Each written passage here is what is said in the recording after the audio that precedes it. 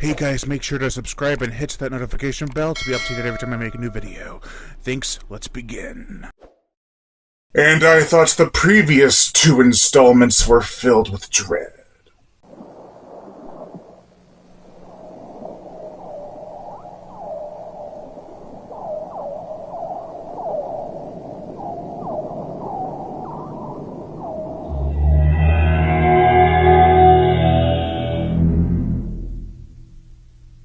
Alien 3.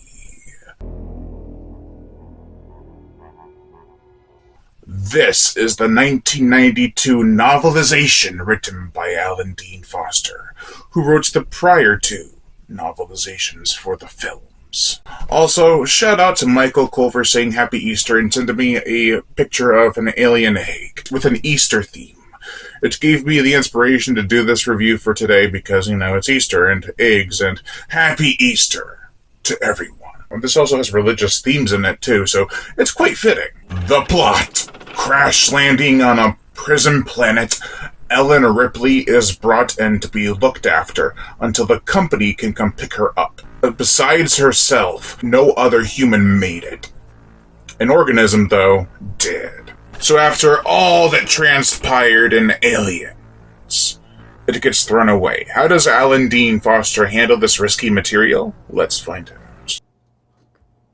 Like I said, there are undeniably a ton of religious themes in this story. The prisoners on this planet have very little to live for, so it makes sense that they would turn to a higher power. The idea does lead to some interesting dynamics with the prisoners, namely Gallic. Before I get a little into the characters, I just have to say the prison itself is a free-to-roam facility. There's no way anyone can escape the planet without a ship.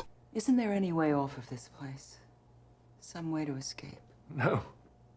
A supply ship comes every 6 months. That's it. The outside environment is practically uninhabitable. There are also no weapons, so there cannot be any prisoners rioting for their freedom. That makes it so that prisoners can walk around easier to be picked off than if they were left in their jail cell. It also makes for a less hostile environment. Everyone pretty much respects each other. Aaron, Clemens, the doctor, and Andrews, the warden, are not prisoners per se, and therefore have more to lose. Aaron makes it clear that he does not believe in the prisoners' unclassified religion, and that he has a wife and kids at home. While the balance of the prison is a bit tilted, the arrival of Ripley makes it go downright lopsided. There are no women allowed on this planet filled with rapists, murderers, and molesters. Not only do they not allow them, but it's unethical to have them there. We've got a good place to wait here. And until now, no temptation.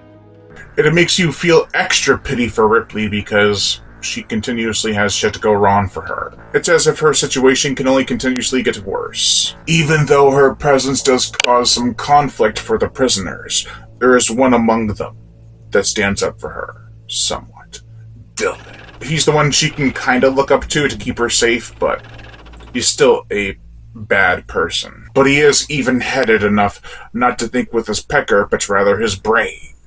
Another one that keeps Ripley close is Clemens, a doctor with a tragic backstory. You really start to care for his character before all hell breaks loose. I don't want to spoil what happens if you haven't seen the movie or read this book, but it's shocking. Speaking of shocking, the gore. This is a very bloody book.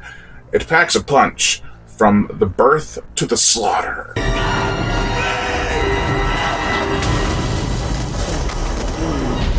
In the novel, the alien is born from the ox, so therefore it crawls around on all fours, even though the dog does it too.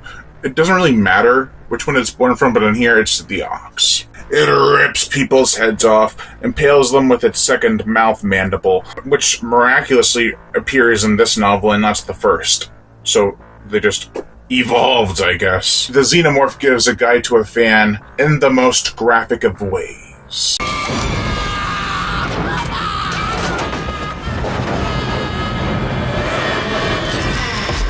The descriptions of carnage are unsettling, and I love it. this was the bloodiest, and it may still be the bloodiest, depending on who you ask, Alien book to date. Sorry for the angle change, my camera just died. I have a new camera and it sucks, so I'm gonna have to get a new one. But anyways, back to the review. While I talked about the order of things in this novelization, as well as some of the characters, there's a lot to still talk about. It's a very well-written book, and overall it's worth a read.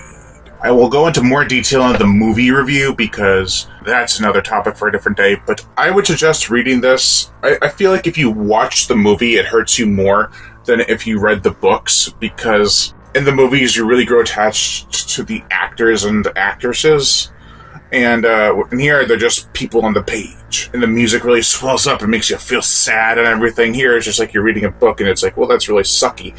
But as the book reads, it's fast-paced, probably even more so than the film. It's impactful, gory, and a rather depressing story that I found myself enjoying. Call me morbid. That's gonna do it for this video, guys. You have been watching Sharkhouse Entertainment tonight. I've been your host, Brian Gatto. Make sure to like, comment, as well as share this video. Like my Facebook fan page and support me on Patreon. Also hit that notification bell to be notified every time I make new videos. And as always, subscribe.